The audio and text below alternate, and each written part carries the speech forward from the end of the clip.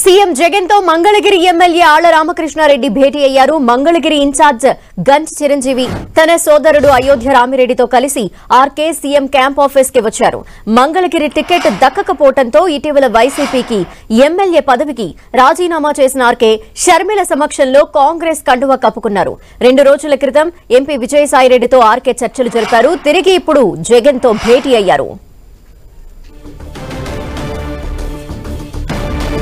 మరింత అదనపు సమాచారం మా ప్రతినిధి దుర్గా అందిస్తారు. దుర్గా, ఆర్కే ఎటువైపు వెళ్లబోతున్నారు? కాంగ్రెస్ లో చేరిన ఆర్కే ఇప్పుడు మళ్లీ జగన్ ని కలవటం అసలు ఏ విధంగా చూడాలి ఇదంతా?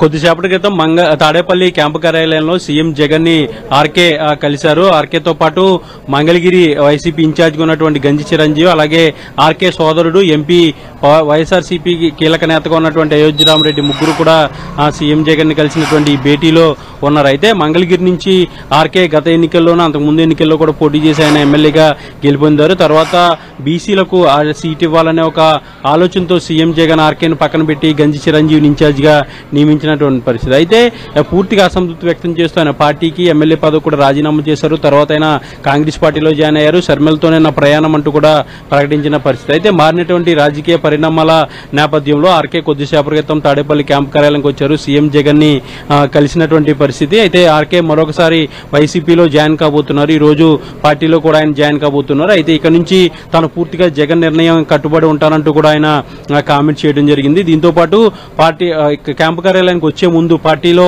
ఉన్నటువంటి ముఖ్య నేతలతోనూ, అలాగే అక్కడ ఉన్నటువంటి తన అనుచరులు, ముఖ్య కార్యకర్తలతో పెదకాకని తన నివాసంలో ఆర్కే సమావేశమయ్యారు. సమావేశంలో కూడా కీలకమైనటువంటి అంశాల గురించి చర్చించారు. వైసీపీలో జాయిన్ కాబోతున్నాను, ఇక్కడి నుంచి జగన్ వెంటే ఉంటాను, చిన్న చిన్న కారణాల వల్ల నేను బయటకు వెళ్ళాను, ఇప్పుడు అలాంటి పరిస్థితి ఉండదంటూ కూడా కార్యకర్తలకు ఆయన చెప్పినటువంటి పరిస్థితి. అయితే ఆర్కే మంగళగిరి నుంచి పోటీ చేస్తారా లేదంటే వేరే నియోజకవర్గాల నుంచి పోటీ చేస్తారనే దానికి సంబంధించి అయితే ఈరోజు సీఎం జగన్ కలిసిన తర్వాత క్లారిటీ రాబోతుంది. అయితే ఆర్కే ఎక్కడ కూడా పోటీ చేయరు, కేవలం మంగళగిరిలో ఎలక్షన్ బాధ్యత అంతా కూడా ఆర్కేకి అప్పగిస్తారు. ఆర్కే అండర్లోనే మంగళగిరి ఎలక్షన్ వైసీపీ చేయబోతుంది అనేది మనకు అందుతున్నటువంటి సమాచారంగా తెలుస్తుంది. ఎందుకంటే లోకేష్ పైన బీసీ అభ్యర్థినే పెడతామంటూ ఇప్పటికే వైఎస్ఆర్సీపీ ప్రకటించింది. ఆ దిశగానే అడుగులు వేస్తూ ఇప్పటికే గంజి చిరంజీవి నియమించారు. అయితే గంజి చిరంజీవి విషయంలో కూడా వైఎస్ఆర్సీపీ పునరాలోచిస్తుంది. అక్కడ ఉన్నటువంటి మరొక మహిళా నేతకు అవకాశం ఇచ్చే ఆలోచన కూడా చేస్తుంది. అయితే బీసీ చేనేత వర్గానికి చెందినటువంటి గంజి చిరంజీవి అక్కడ మంగళగిరిలో కూడా చేనేత సామాజిక వర్గానికి సంబంధించినటువంటి ఓటర్లు